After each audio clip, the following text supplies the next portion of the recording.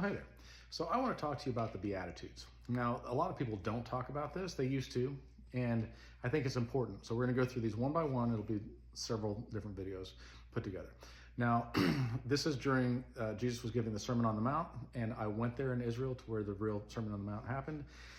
Full disclosure, I was about 2,000 years late for the sermon, but they have the Cliff Notes in the Bible, and so I read that. Now, the first one they says is, "Blessed are the poor in spirit, for theirs is the kingdom of heaven."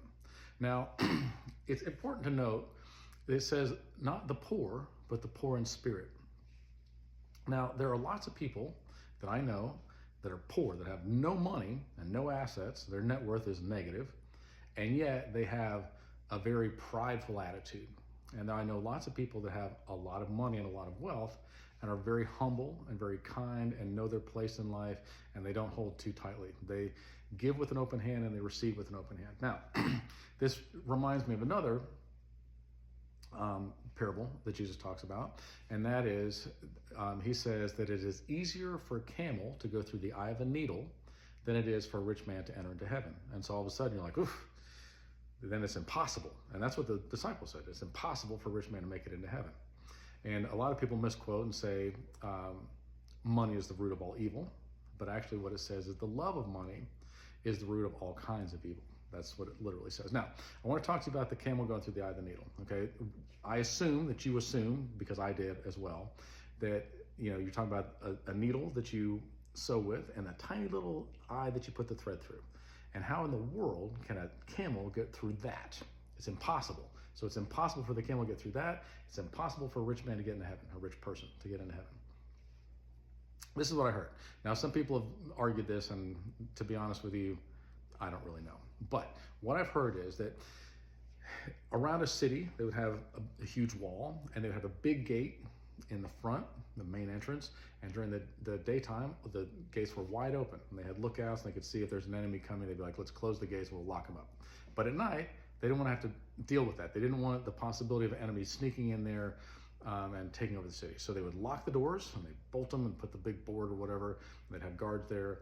But what if you came in late? What if you're like, oh man, there was traffic? Or, I don't know, it was raining and now I want to get to my house, but my house is inside the city gates, and wonder, how do I get into the city? They're not going to open up the big gate because they're like, enemies could come attack.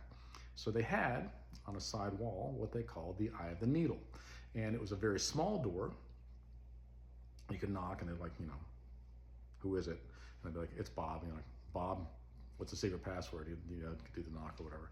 And then, they'd be like, okay, looks like he's safe. And they'd, stand back a little bit, let's take a look. They'd open up the door. And even if an enemy came, it would be difficult for a whole army to get through that door. And if they had several guards there, they could stab them as they came through, or whatever in the world, right? Now, for a camel to get through the eye of a needle was very difficult. You would have to do several things. You'd have to take everything off the camel's back. The camel would have to get down on its knees, and it would have to obey its master. For it to get through that eye of the needle, for it to get through this very low door, it would have to take everything off of its back, get down on its knees, and obey its master to go through. Now, a rich person has a hard time with those things, okay? A rich person is like, you can't have my stuff. I've worked hard for this, or I've gotten it, or whatever, and I appreciate the lifestyle that I get to lead because of the things that I have or the money that I have. You're not gonna have all my stuff. Absolutely not. I will not give it to you. You cannot have it. I'm not taking everything off my back. Secondly, you have to get down on your knees and humble yourself. Most rich people are like, I'm not gonna humble myself. You're crazy. I'm an important person.